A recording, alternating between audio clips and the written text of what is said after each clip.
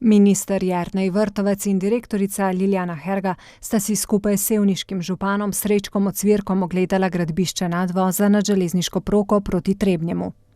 Ta investicija je zelo pomembna za samo mesto, za samo pretočnost skozi mesto, za same industrijske obrate, ki so veliki zaposlovalci, in zlasti torej v luči lažje mobilnosti, lažjega pretoka, lažje prometne ureditve.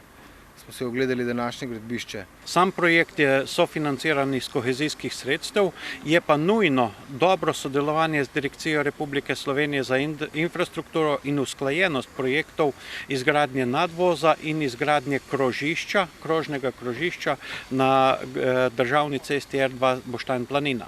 Projekt je ocenjen na 1,6 milijona evrov, dokončan pa naj bi bil prihodnje poletje.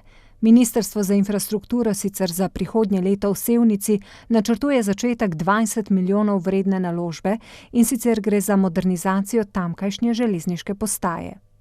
Gre za eno večjih investicij tukaj v Sevnici, kadarkoli, in sem res vesel, da smo v bistvu tudi na tem delu, zlasti pri obnovi, dosegli dogovore z občino. Želimo s tem okrepiti železniško infrastrukturo.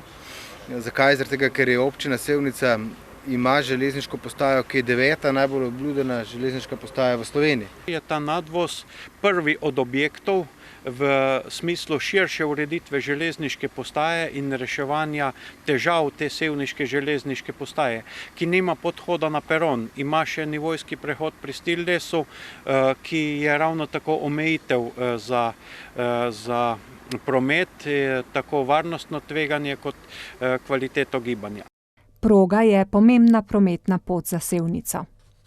To je za naše potrebe izredno pomembna proga, sedaj v smislu potniškega prometa, kajti veliko Sevničanov uporablja potniški promet za gibanje proti Ljubljani, hkrati pa je tudi tovorni promet, ki ga je vsako leto več, moteč za naše okolje, kajti tovorni vlaki so vsako leto težji in bolj hrupni.